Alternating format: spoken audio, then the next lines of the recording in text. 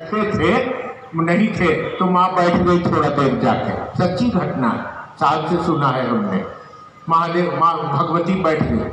अब जैसे माँ भगवती बैठी उस शिला पर, चारों तरफ से आवाज आ रहा है आत्मा का, मुक्त कर दो, हम पर रहम करो, हमको इस जोनी से बाहर निकालो, हमारी गलती का क्षमा कर दो, हमको इस से मुक्त कर दो।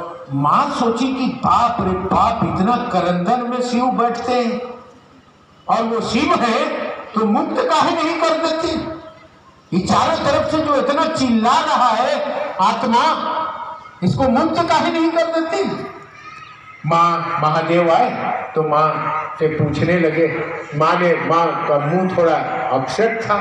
महादेव ने पूछा कि इसका कारण बताइए। तो माँ ने कहा कि आप महादेव हैं, ये लोग इतना चिल्ला रहा है, आप मुक्त काहे नहीं कर देते? महादेव ने कहा कि कहाँ गई थी आप? उस शिला पर बैठी थी क्या?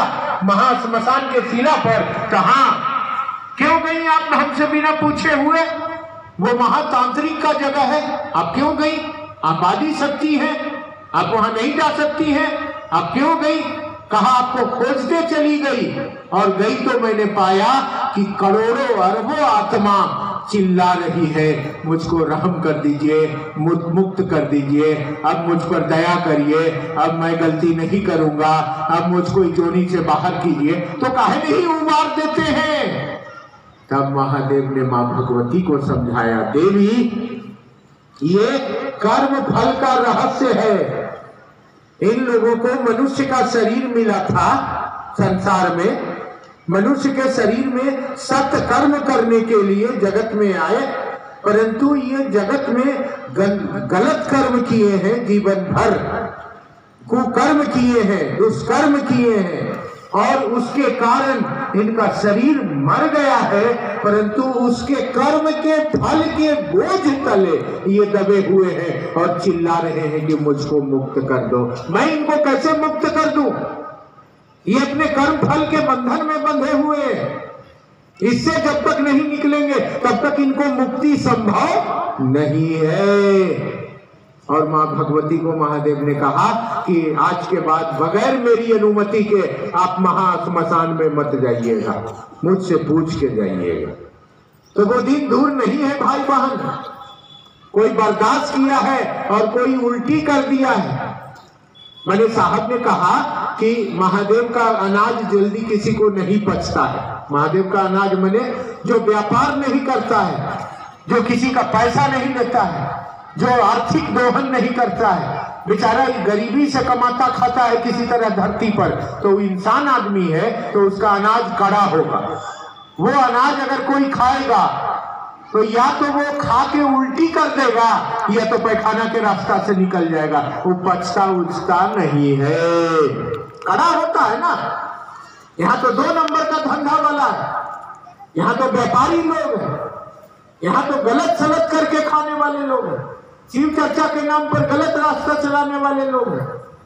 तो इसीलिए कर्म के फल लगेंगे। हम लोग क्या करते हैं कि अच्छा है जीवन में, सुख है जीवन में या दुख है जीवन में, कुछ भी है जीवन में, महादेव की दया है। हम लोग कभी विचलित नहीं होते हैं, बहुत बड़े बड़े कष्ट आते हैं जीवन में। अभी मेरी पत्नी बीमार पड़ गई, डॉक्टर के यहाँ भर्ती किया, लाखों रुपए की जरूरत पड़ गई, सब यूट्रेस वगैरह निकालना पड़ा। डॉक्टर के पास गए, डॉक्टर ने, हमने पूछा सर कितना लगेगा? डॉक्टर ने कहा 1.5 लाख रुपया लगेगा। अब मेरे ऐसा गरीब आदमी 1.5 लाख रुपया कहाँ से लाएगा? व्यापार करते तब। फिर डॉक्टर, हम चल गए कि ऐसा सर आते हैं जुगाड़ करके। डॉक्टर साहब मेरे मित्र हैं, वो बुलाए फिर चेम्बर में, बोले अरे आपसे भैया मजाक कर रहे हैं, मात्र 30,000 रुपया दवाई का लगेगा और ऑपरेशन थिएटर का चार्ज 20,000, सारा काम हो जाए। हमने कहा नहीं सर 1.5 लाख आपको लेना होगा। तो बोले लेंगे ही नहीं, ले जाइए दीदी को, हम नहीं करेंगे। एक दिन लग गया दोनों में, डॉक्टर और हम में झगड़ा चलता रहा कि आपको पैसा देंगे, वो कहा लेंगे ही नहीं, आप ले जाइए कहीं और। और कुल्लम 35,000 रुपया में डॉक्टर ने सारा ऑपरेशन किया, ओटी का चार्ज से लेके और सारा काम किया। 5 दिन रखा और भला चंगा करके मेरी पत्नी को वापस कर दिया। दिन में शिव चर्चा में जाता था, ऑफिस का काम करता था और रात में 2 घंटा पत्नी के पास जाता था और यही कहता रहा महादेव की दया। महादेव ने उबारा कि नहीं उबारा? आप महादेव पर भरोसा नहीं रखते हैं, इसीलिए आपको कष्ट होता है। अगर आप महादेव पर भरोसा कर लीजिएगा तो जीवन के सारे संकट को तार देंगे शंभू। ए उरग उर के बल जा, गले हार लेंगे शंभू। अब शब्द अर्चना के सुधार देंगे शंभू। सब कुछ वो कर देंगे। जब दुनिया का भला कर सकते हैं तो अपने चेला का भला नहीं करेंगे वो? ऐसा होगा क्या? तो इसलिए विश्वास रखिए, भरोसा रखिए महादेव पर। जो करेंगे अच्छा करेंगे, कभी बुरा नहीं करेंगे वो। अगर इस भरोसा से आप आगे बढ़िए तो दुख का पहाड़ भी जीवन में टूटा है तो महादेव की दया से रास्ता मिल जाएगा। आप आगे बढ़ जाइएगा, आपको पता भी नहीं चलेगा।